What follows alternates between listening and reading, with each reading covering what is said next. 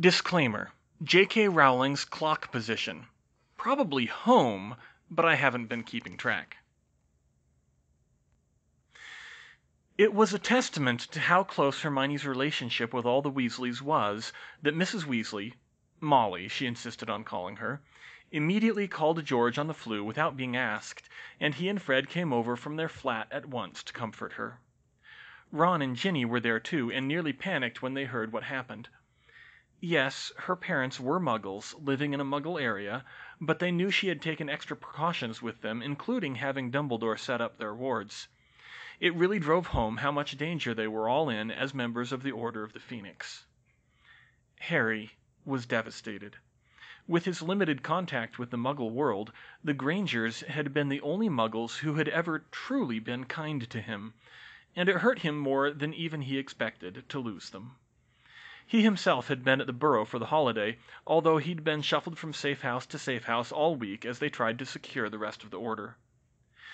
Bill and Fleur were both at the Burrow, as they had been last summer, and even without knowing what happened, Fleur took one look at Hermione and swept her up in a hug that was very comforting until the Vila pheromones got too thick, and Hermione had a sudden, wild urge to kiss the woman, at which point she gently pulled herself away. Nonetheless, Fleur had plenty of sympathy for her friend, and quickly whipped up a cup of tea and a light breakfast for her. Percy was still nowhere to be found. From what she could gather, he was still resentful of the split in the family last year, even though it was his own fault. Disturbingly, his hand on the clock pointed to "lost." She wasn't sure if that was less or more disturbing than everyone else, including Charlie, pointing to "mortal peril." George was grim and stoic when he arrived, giving Hermione a shoulder to cry on, though he didn't seem to have any words for her. Molly offered Hermione a calming draught, but she found it left her unnaturally apathetic and speaking in monotone, so she didn't accept another. Once Hermione was coherent enough to give a statement, the Aurors were called, and Kingsley came so that she would see a familiar face. Seeing as the victims were Muggles, the Ministry cared little besides the fact that the dark mark had been cast over the house, but he assured her they were duty-bound to investigate the Death Eater's activities. They also had to obliviate the neighbors and come up with a plausible explanation for the destruction of the house. Hermione's ever-analytic mind suggested an IRA-led drive-by shooting and firebombing combined with a case of mistaken identity. Hermione told Kingsley that she had been celebrating the New Year with George and Fred and went home after midnight, so she didn't have anything to say about the attack. She'd gone to the Burrow afterwards because she was worried about how people would react to her spending the night at the twins' flat. "Oh, Hermione," Molly said sadly, "no one would have thought anything of the kind. Where else would you have gone but to the next most important person in your life?" "I know, but I was distraught at the time," she said, sniffling. "And, really, you and Arthur have been like second parents to me every time I visited." "Well, you're welcome to stay as long as you need," Molly replied. "We've always enjoyed having you here. I only wish it were under better circumstances." "Thank you, Molly," she said with another sniffle. "I don't know how I can repay you." "No need for that, dear. You're as good as family already, just like Harry." "Well, if that's all you can tell us, Miss Granger, I'll be going," Kingsley said. "Rest assured we will do everything in our power to bring your parents' murderers to justice." That didn't mean much when the murderer was a Death Eater, especially not these days, but she appreciated the sentiment. Snape also dropped by that evening to give the Weasleys any critical information from the Death Eater meeting that happened that day. "I have insinuated to the Dark Lord without revealing too many details that the Order has a way of moving Potter without tripping the trace," he said. "He is not planning any operations to capture him." "Well, that's some good news at least," Arthur said. "Not entirely," Snape replied. "The Dark Lord is moving up his plans to take over the Ministry instead. The head of the DMLE has already been compromised." Molly gasped. Are we safe here?" she said. "As safe as you can be. The Death Eaters can't risk a public move against your home. The Dark Lord is focusing on the Minister. Unfortunately, we have less time than I expected. I suspect no more than 2 weeks before he makes his move." "How is he going to do it?" Arthur said, businesslike. Scrimgeour will be assassinated, Snape said. That will be the Dark Lord's only overt action. Thickness will be installed as minister, and he will send out his tentacles from the top until he controls a complete puppet government from the shadows. "Well, we have to do something," Molly exclaimed. "Can't we stop him, get Thickness out or something?" "Not without tipping him off that the Order knows what he's planning, and it would only delay the inevitable. I have passed on the word to the Aurors in our number. I'm hoping that we can move Scrimgeour out alive when the attack comes, so that we can mount a counter-coup at a later date. For what it's worth, Molly and Shacklebolt agree with me." "Should you be telling us this, Professor?" Hermione spoke up weakly. Everyone turned to her. "Excuse me?" Snape said. "Shouldn't we be compartmentalizing our plans at this point?" "We are keeping that in mind, Miss Granger, but in this case it is more important to forewarn everyone of the impending attack." "Severus, what about Arthur?" Molly said fearfully. "If they're going to be imperiousing people in the Ministry—" Snape shook his head. "I highly doubt that the Death Eaters consider your husband important enough to co-opt, and they will know that we will be especially vigilant for suspicious behavior from our own, and it would attract too much attention to kill him." "I'll be careful just the same, Severus," Arthur said. "Was there anything else?" He looked over at Hermione. "Only that Miss Granger is a high-priority target, which was fairly obvious to begin with. Incidentally, Miss Granger, I have found out who killed your parents." She looked up in surprise, her nostrils flaring. "Who?" Hours earlier. "It has come to my attention," Lord Voldemort told his Death Eaters at Malfoy Manor, "that the parents of the Mudblood Hermione Granger were conspicuously murdered last night under my mark. An interesting move, perhaps a risky one given the Mudblood's unusual capabilities, but certainly a strong blow to the enemy's morale. If their secret weapon, as some say, can't even protect her own family, what good is she to anyone else? Which of you was responsible for this?" "I was, my lord," Severus Snape reported. Voldemort raised an eyebrow and turned to his spy. "You, Severus?" "Me, my lord," he confirmed. "As her former teacher, it was easy for me to acquire her address. I wished to redeem myself for my failure to protect Draco at the school." He didn't meet Narcissa's eyes. "Even though it was his own fool fault for stunning me," went unsaid. "As Potter is reserved to you, she was the next best target." "And yet the Mudblood still lives," the Dark Lord pointed out. "Unfortunately, she was not at home. However, I caused sufficient devastation to send a powerful message." "You did indeed, from my sources. However, won't this make your position as a teacher rather difficult? Surely killing your students' parents is frowned upon." There was some quiet snickering from the other Death Eaters. "I left no witnesses alive, my lord," Snape replied coolly.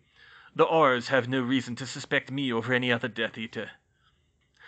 "Indeed. Perhaps, to complete the illusion, we should lay the credit at another's feet as a public matter. You will, of course, still be rewarded, Severus. You have proved your true colors." Voldemort said this with a reproving glance at Bellatrix. "And I commend your initiative." "Dolohov," Snape said. Mrs. Weasley gasped.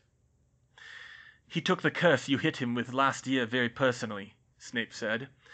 "His attack was unsanctioned, but the Dark Lord was pleased with the result, and Dolohov was quick to claim the credit. He also expressed his eagerness to finish the job."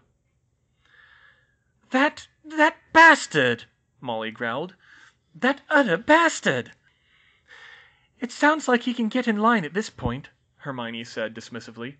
"I'll show him if he comes after me again." "Not without me, you won't," George said fiercely. "And me," Fred added.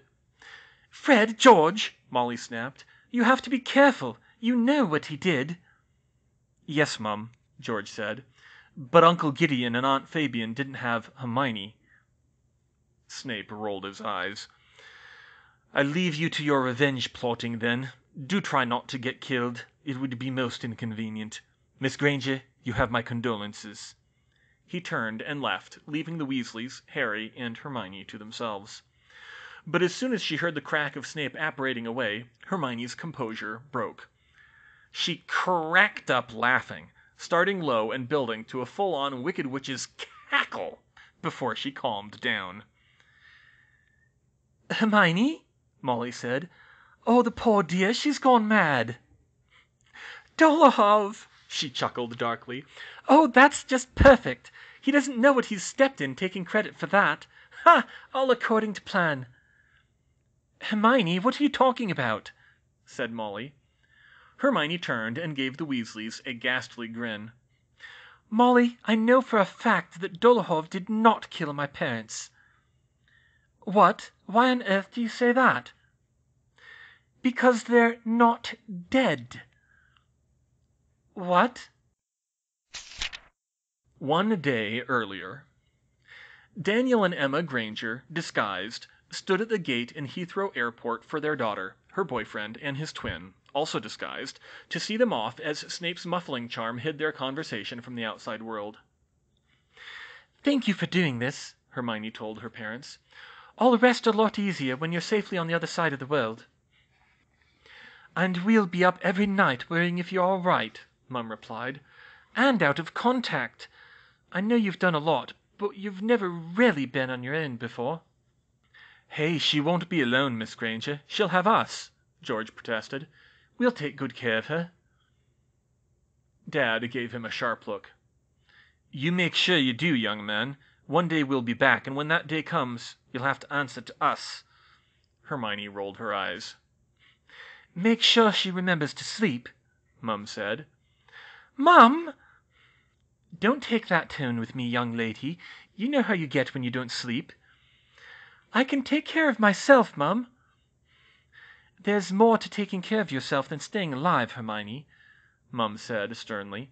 "Most people don't learn it until their early 30s, and here you're going to be fighting. I still can't picture you as a soldier, even with what you've showed us." "Appearances are deceiving with magic, Mrs. Granger," Fred said. "It's why a white-haired old man was the most powerful wizard in the world." "And why our pint-sized little sister can kick the butts of Slytherin thugs twice her size," George added. "And why we're more scared of our Mum than most of the Death Eaters." "Well, that's just 'cause she's Mum," George agreed. "True enough, brother, but Hermione's even scarier than Mum. At least Mum can't invent new hexes in her head. I don't know how you do it." "By being the suave twin, obviously." George casually draped an arm around Hermione's shoulder, but he backed off when her dad cleared his throat. "Anyway, Mum, Dad, they're right," Hermione told them. "In the magical world, the wand is the great equalizer, much more than the gun is in the Muggle world. It's why we've had equality for witches since pretty much the beginning, really. And I can fight. Look, you two are dentists. People joke about how you can strike fear into the hearts of the strongest men. But I've been studying your old pathophysiology textbooks, and I have magic." She paused to let that sink in. Her parents already had an inkling of what she was doing, but they still paled as they understood the implications of that. "Frankly, I can make what you do look like child's play. When I left you, I was but the learner. Now, I am the master." "Only a master of evil, Darth," Dad said with much less humor than he was trying for. "A master of whatever it takes to get me and the people I love out of this alive," she corrected. "Star Wars doesn't have all the answers. Luke succeeded going against Yoda's device, you know." Okay, this metaphor was starting to run away from her. George and Fred just stared at her in confusion. "Yes," Dad said, "but I also know we didn't raise our daughter to be cruel and violent." "No, you didn't," she said. "Voldemort did that. I'm not going to become a murderer, Dad. I'm not going to sink to his level. But I will defend myself and my friends, with deadly force if necessary." Mum and Dad looked on sadly. You seem to have accepted a fight to the death very easily," Mum said hesitantly. "People have already died, Mum," she said. "Honestly, it started back at the Department of Mysteries. I've had time to get there since then." "But you'll still get the help you need if it comes to it?" asked Dad. "Of course," she said. "All right, then," Mum said. She glanced at the men. "Could I talk with you privately for a minute, Hermione?" Hermione nodded and led Mum a short distance away, casting another muffliato to cover them. Mum grabbed her and hugged her tightly before holding her at arm's length and looking her up and down. "You've grown up too fast, Hermione," she said. "Blame that on Voldemort, too," she responded. "You can't blame everything on Voldemort. You've done a lot of it yourself. The things you've done, and not just fighting. Only 17, and you're this close to a master's degree if you wanted it. We're very proud of you, but it's scary to see our daughter growing up so fast." "I'm just doing the best I can, Mum." "I know you are, but it doesn't change anything. So, George." "Yes?" Hermione asked nervously. "I know how he feels about you," Mum said. "I just want you to tell me truthfully. Do you love him?" Hermione looked over at George, staring, thinking about everything they'd been through together, especially over the past couple of weeks. The way he and Fred had helped her with this escape, the way he supported her, but also put in the effort to rein her in and keep her sane. She was still trying to sort through her feelings, and the constant distraction of the war wasn't helping matters. But "Truthfully," she said, "I still don't know yet, but after today, after this, I think I'm really falling for him. Properly, I mean." Mum nodded knowingly. "It's easier for someone with more experience to see it. I think you're good for each other, despite how different you are. Except you're not really all that different at all, are you?" Hermione thought about that. "Not where it really matters, I don't think so." "Then good luck to both of you, then. Just be careful with him," Mum said with a pointed look that made it clear what she meant.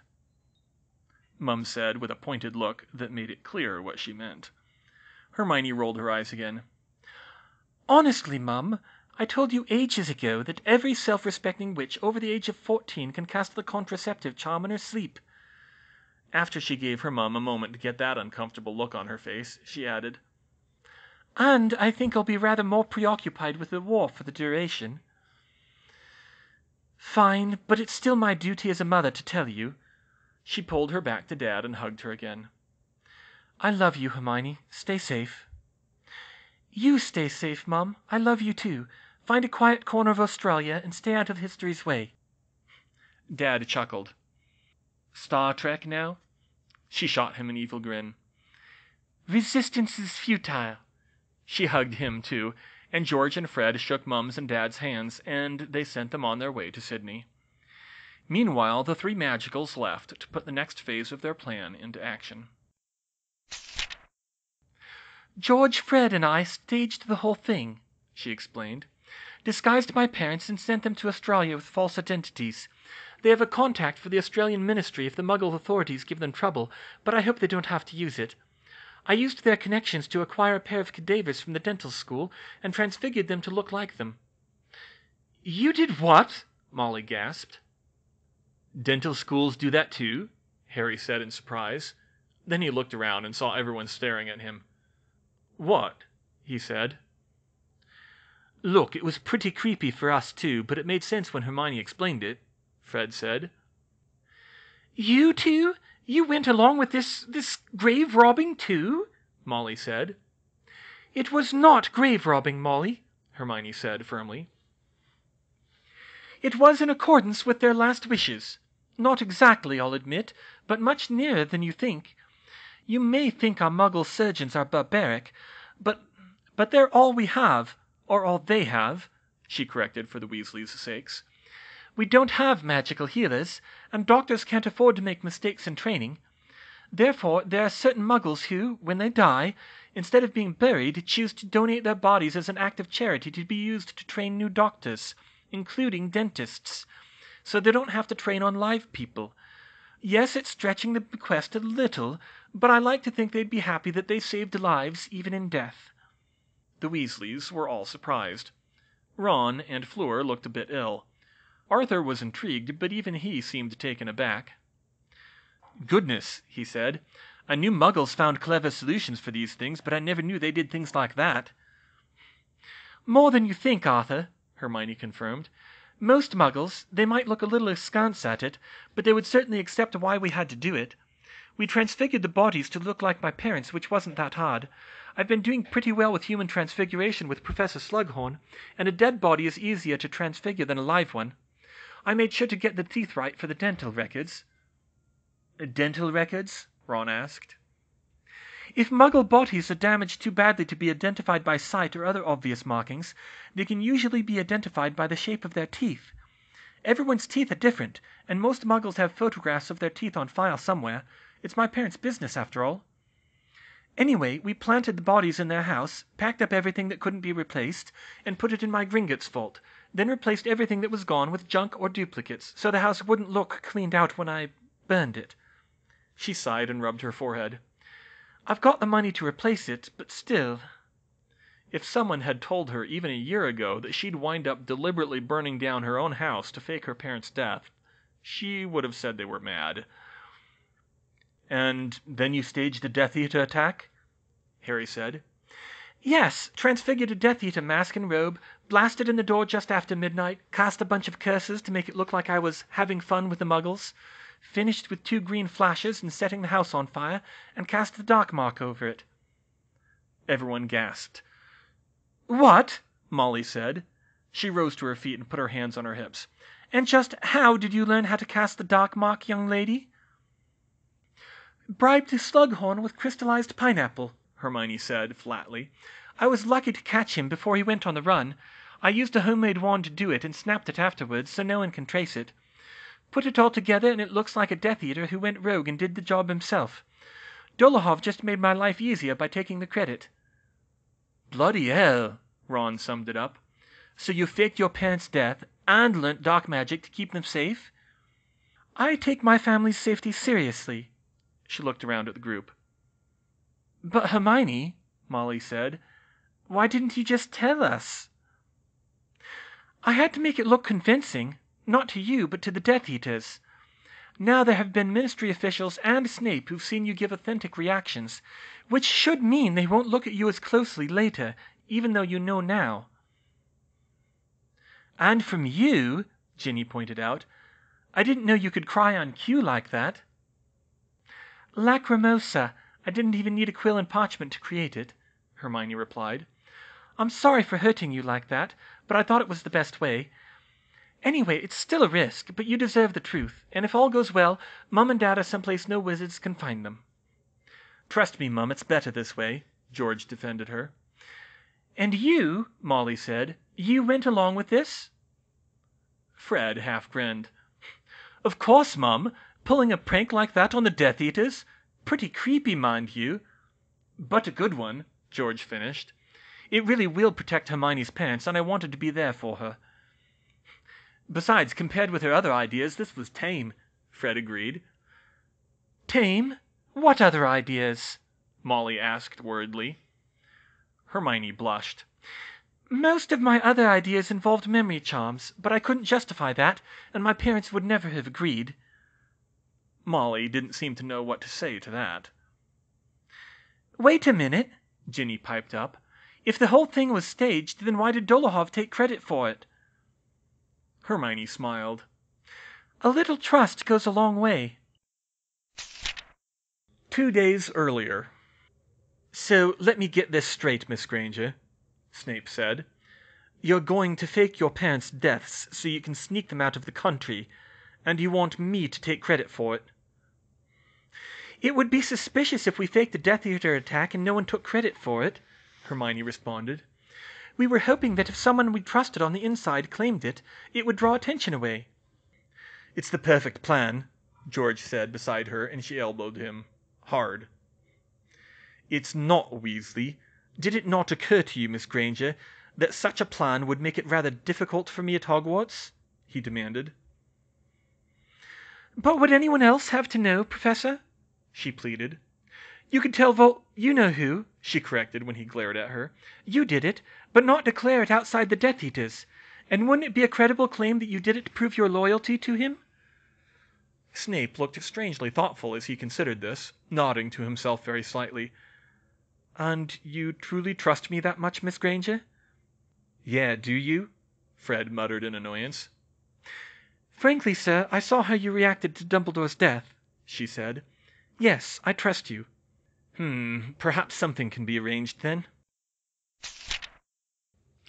So, right now, your parents are... Arthur asked. Probably just touched down in Australia, and hopefully staying far away from wizards, Hermione confirmed. When the war's over, Dobby will be able to find them from inside the country, but no one else will. Well then, he replied, I can't say I agree with your methods, but I admire your dedication. Where will you go from here?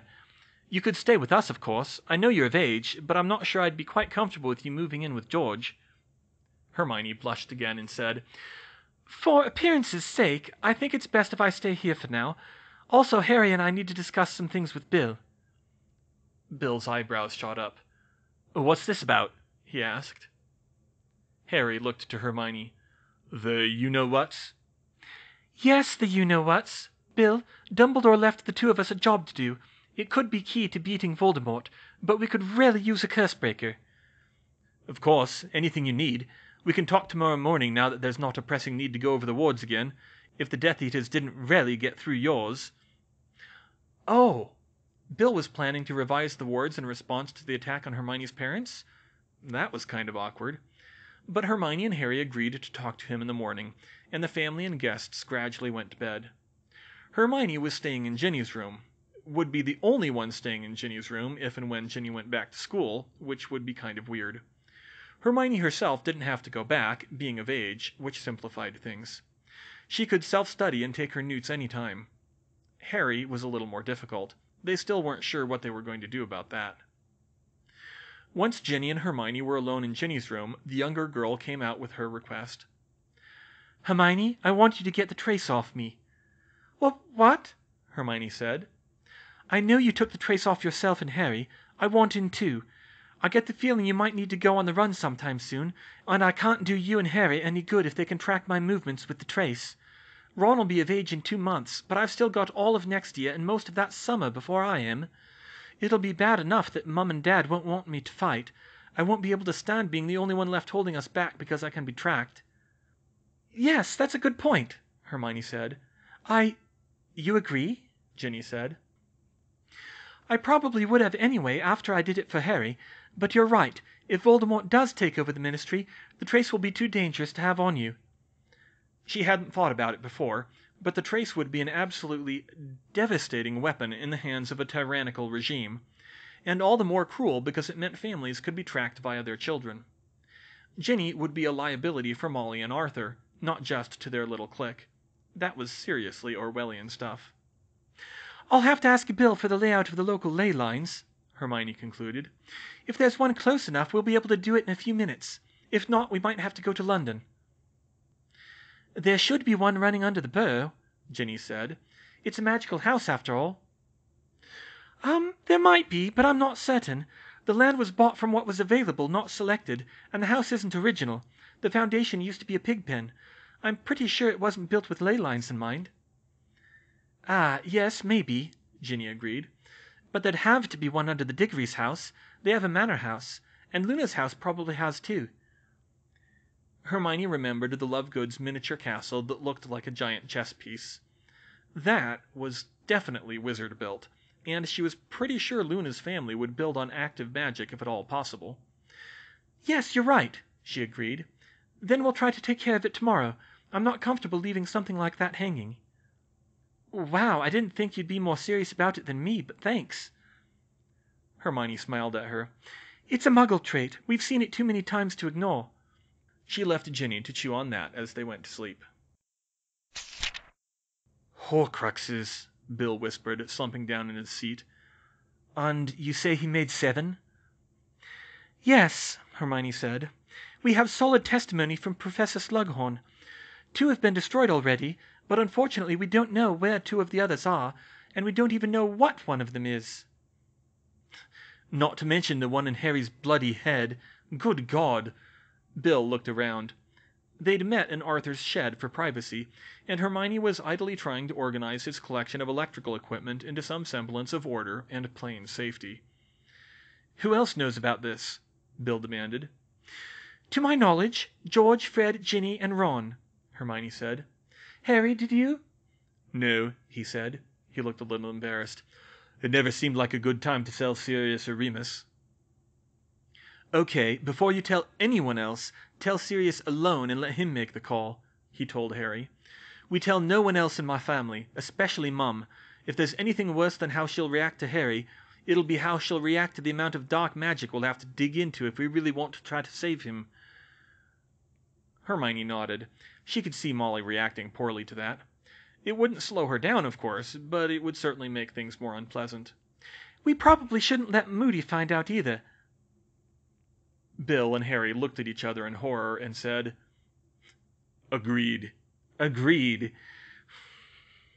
Which also means that we're better off with you to help us follow up on the lead Dumbledore gave us than him, she added.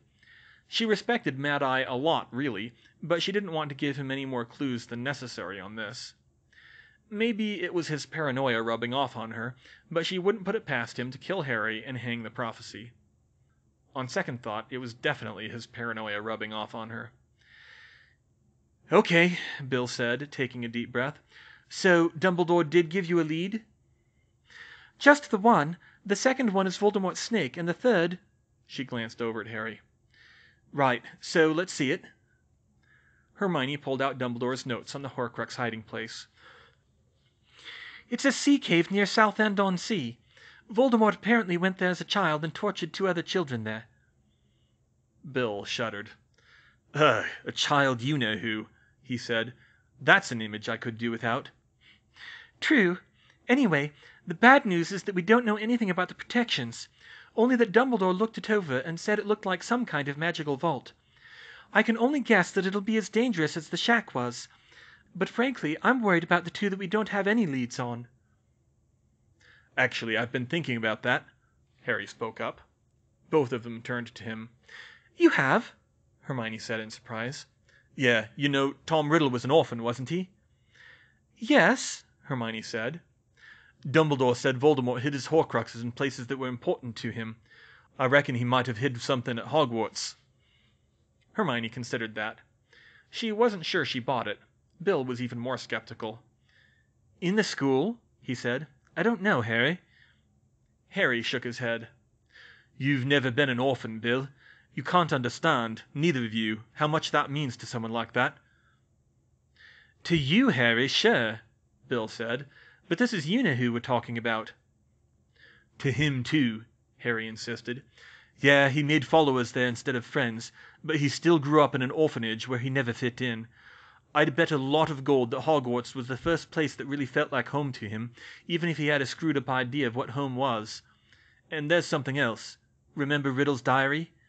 That one time I wrote in it, and it showed me a memory. Riddle asked if he could stay at Hogwarts for the summer as a student. That's what I would have done if I could. He didn't want to go back to the orphanage. Hermione nodded slowly. I can see where you're coming from, Harry. Although, to be fair, it was also the middle of World War II at the time. But do you really think he could have hidden it under Dumbledore's nose? Harry shrugged. Dumbledore didn't know all of Hogwarts' secrets. Her eyes widened when she made the connection. You're thinking the Chamber of Secrets, maybe? It would make sense, Harry said. It's at Hogwarts, associated with Slytherin, and he would have thought only he could get in. That is a good idea, Bill agreed. If you can get us in, Harry, we'll check it out once school starts again. The chamber's huge, though, Hermione pointed out. Is there a Horcrux detecting spell or something we can use to speed it up? Not as such, I don't think. I've never heard of one in curse breaking, but the dark magic would be hard to miss, even in a place like the Chamber of Secrets. Hermione frowned. I suppose if that's all we have, she said. I just wonder, this may sound daft, but what about a soul-detecting spell of some kind? A soul-detecting spell? Bill said in a way that made her feel uncomfortably like a foolish child. That's... He stopped and grew more thoughtful. Okay, arithmancy isn't my field, but if you can break down the Horcrux ritual as much as you say, it might be possible. And it might help me solve Harry's problem, too. True, but it's not critical for finding them, so we don't need to worry about that. But for either lead, I'll need to think of a plausible excuse for Mom and Dad, and it'll probably have to wait for next week at least. And there's still you-know-who's move against the ministry that we're expecting to happen soon. Yes, and there's something else I need to take care of before that, Hermione said. Oh, what's that? Asked Bill. She gave him a mischievous smile and said, What can you tell me about the ley lines around here? Psst, Ginny, wake up, Hermione whispered in the dark. Go away, need sleep, Ginny mumbled. You wanted me to get the trace off you. This is the best time to do it without getting caught, before your parents get up. Ginny roused herself fairly quickly. Fine, fine. This won't take long, will it? She groaned. Not that long. We just need to get outside the wards. They bundled up and traipsed out into the mud. It didn't get that cold in Devon, but it was still an hour before dawn in early January, and it was wet. Ginny was not happy going out at that hour, but she followed along. When they got past the edge of the Burrows wards, Hermione triangulated the Lovegoods and Diggory's houses and found the ley line. According to Bill, there were 5 major ley line intersections in Devon, and the Diggory's manor was built on one of them. Those ley lines did indeed run under all 4 of the wizarding homes in Ottery St. Catchpole, which was one of the reasons the burrow was so far out from the village.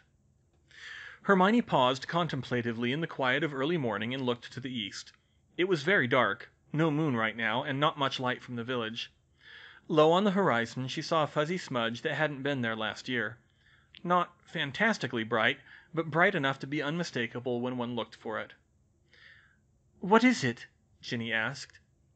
Hermione pointed to the horizon. That's Comet Hale-Bopp, she said softly. It's going to be a big deal, I think. The Muggle astronomers say it'll be the brightest comet since 1976, visible all winter and well into spring. I was hoping to get the chance to observe it from the astronomy tower, but I don't know if that'll happen now. Ginny shivered and looked at Hermione with wide eyes. That's a really bad omen, she said. 2 comets 2 years in a row, right when you know who's getting big? Ah, superstition, Hermione dismissed her. Comets aren't as predictable as planets, but they still follow arithmetically defined paths that you can trace hundreds of years in advance. They're not inscrutable apparitions. The Muggles have known this one was coming for a year and a half. I don't put much stock in astrology, no matter what the centaurs say.